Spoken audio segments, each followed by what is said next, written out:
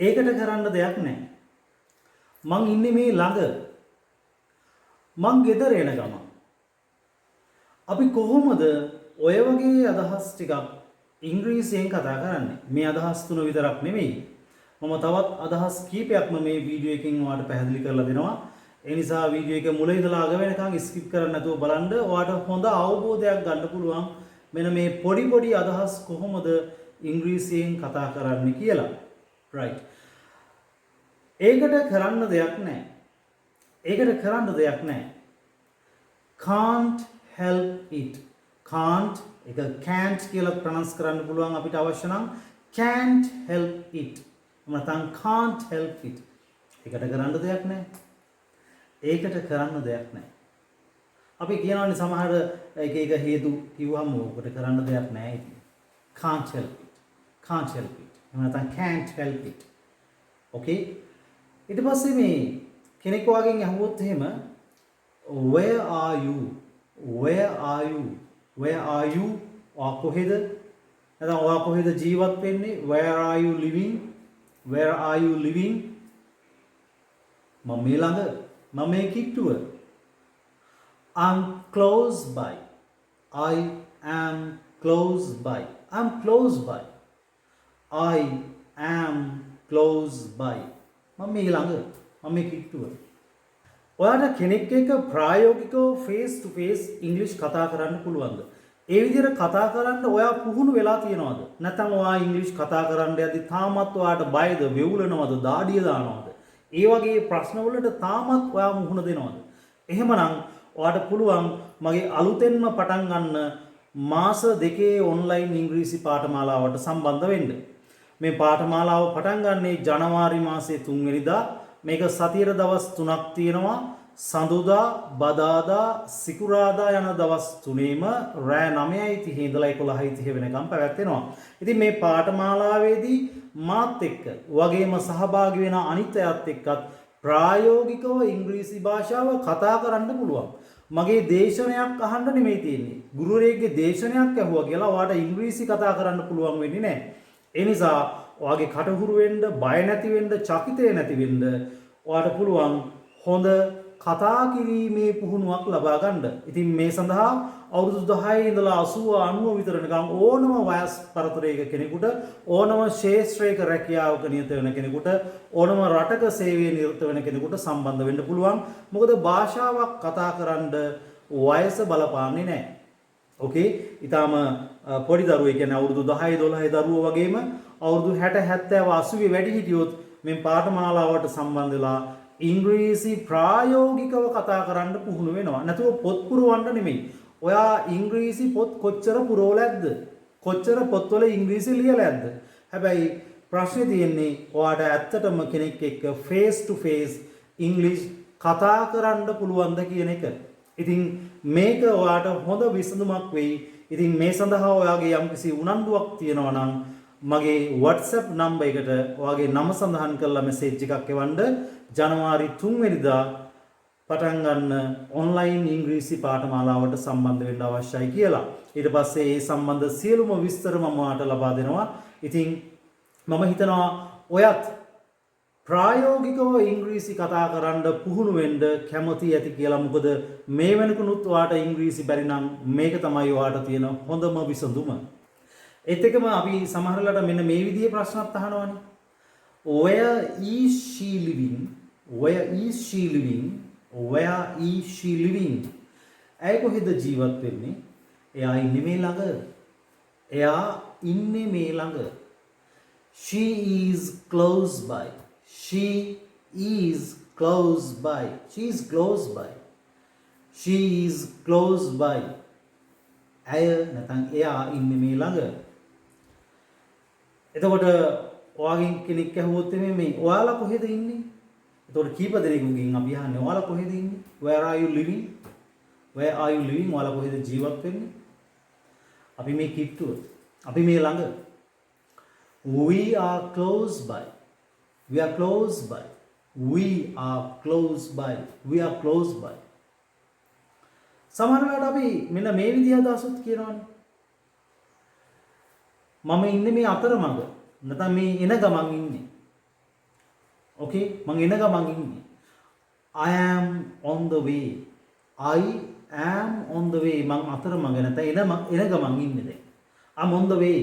I'm on the way. I am on the way. I'm on the way. ඇය එන ගමන් ඉන්නේ. එයා එන ගමන් ඉන්නේ. She is on the way. She is on the way. She is on the way. අපි එන ගමන් ඉන්නේ.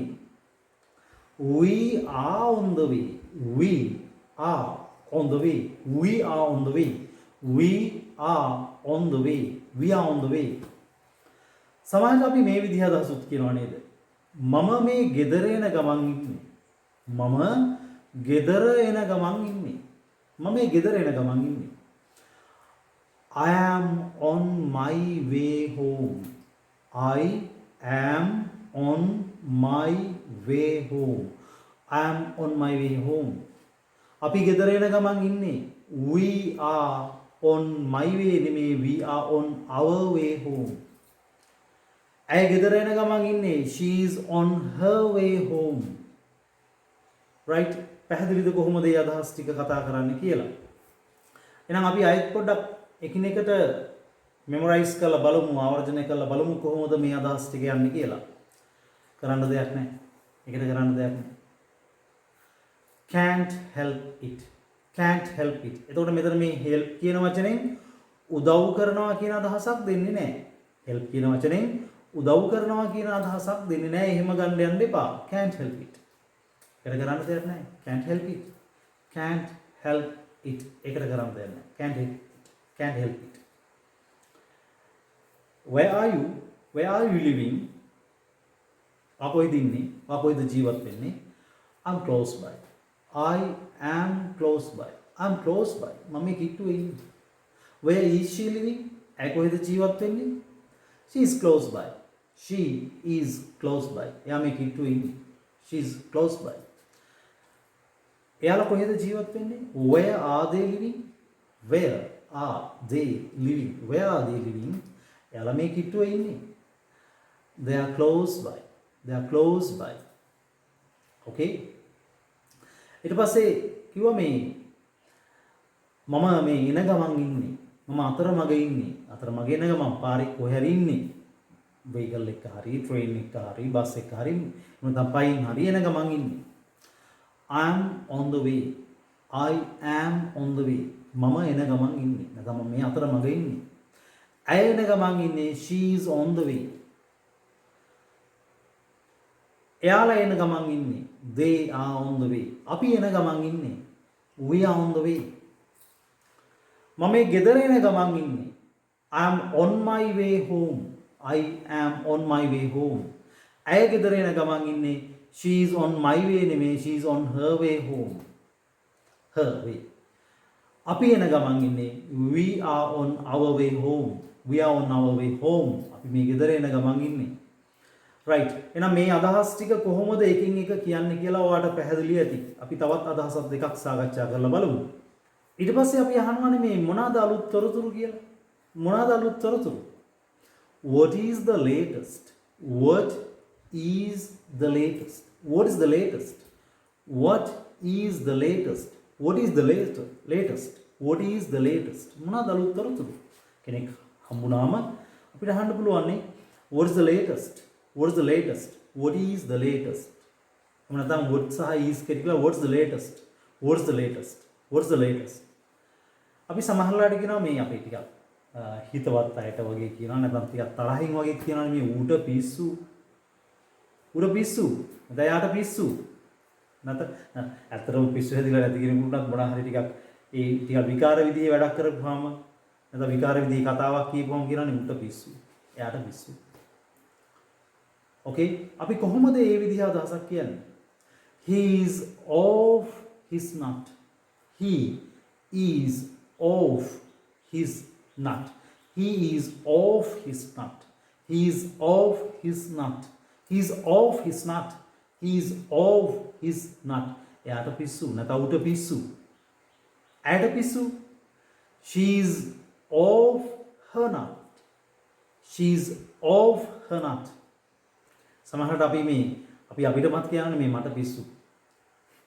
I am off my nut. right? Understand?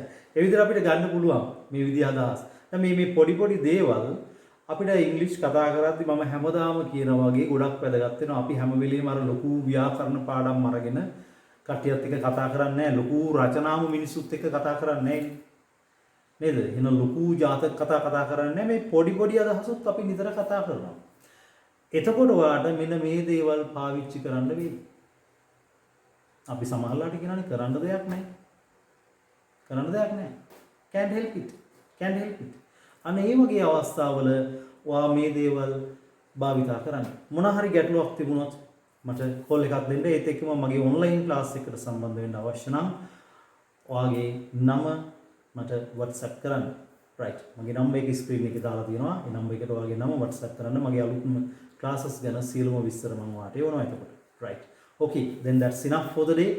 Let's meet with another useful and practical video like this. So goodbye.